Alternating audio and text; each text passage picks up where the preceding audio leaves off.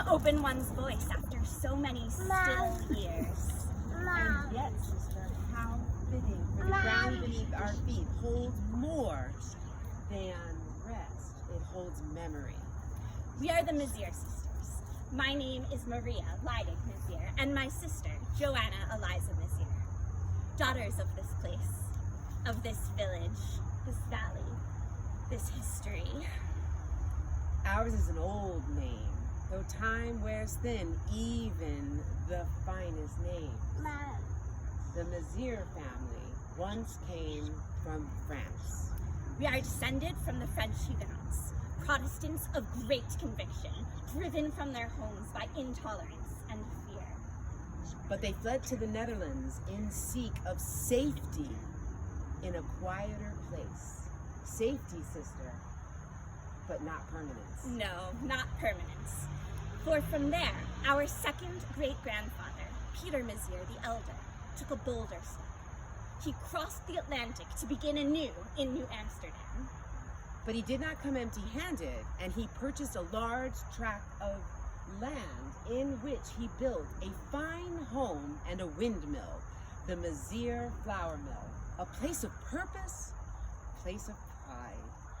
That legacy was passed down, and in time it came to our grandfather, also named Peter Mesier. He held extensive property in New York City and still owned the mill. But the world changes, as it does.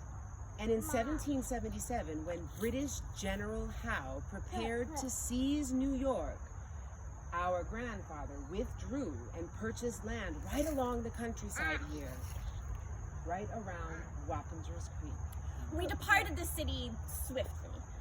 Grandfather never returned, not once. The house he built, did you see it? Right there in the village. That was our old homestead. During the Revolution, British troops passed through. On their way to Saratoga, they halted at our home. The officers took possession of our parlor, and they held a council of war there, right in the very room where our family once had music and tea. And the soldiers, some of them had deserted. They were punished by what was called running the gauntlet. It was a brutal affair, really. The accused were forced to run between two lines of soldiers, each delivering a blow with a stick.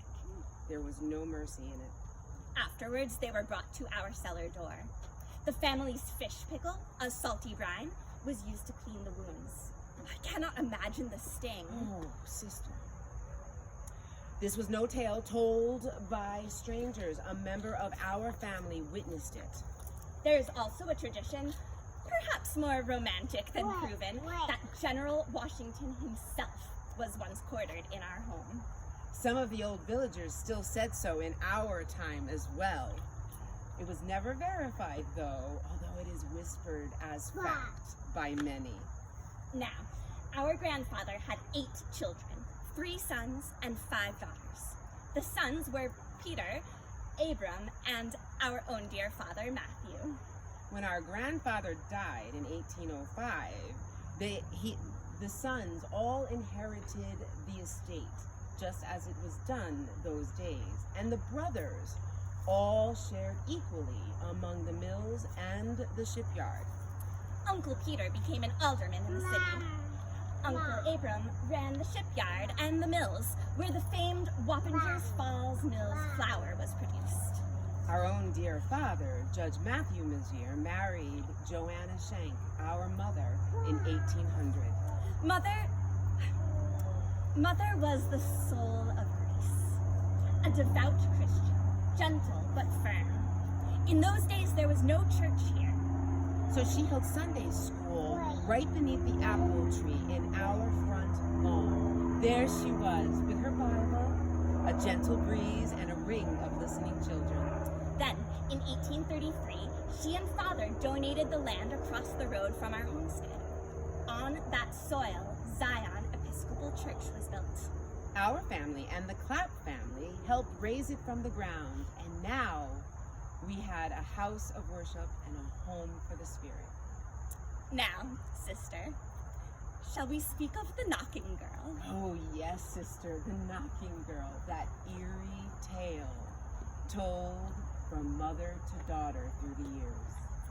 She was a servant girl, 17, in the house of Dr. Thorne in Hackensack. And wherever she walked, there was a knocking. A sound no one could explain. It disrupted the household terribly, but Dr. Thorne, being proper, would not cast her out. News of the phenomenon spread. People came from miles around, some for curiosity, some in fear.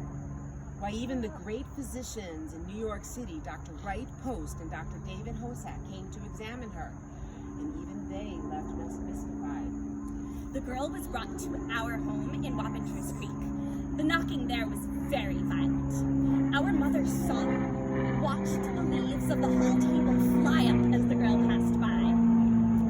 She was taken upon the ice in the creek, and still the loud knocking was heard. It was said she was possessed by the devil. Everyone believed it. Everyone.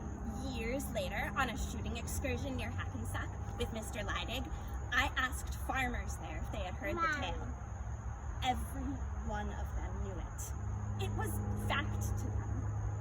And the children believed it too, for the parents told them, and who would doubt their own mother? There have been other knocking girls since, but all were discovered to be false.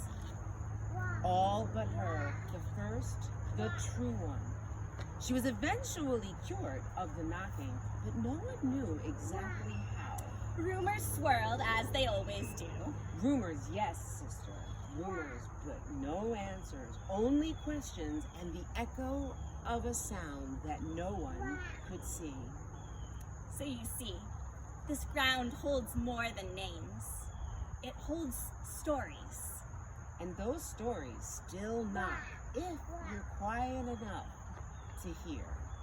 We thank you for listening, for remembering,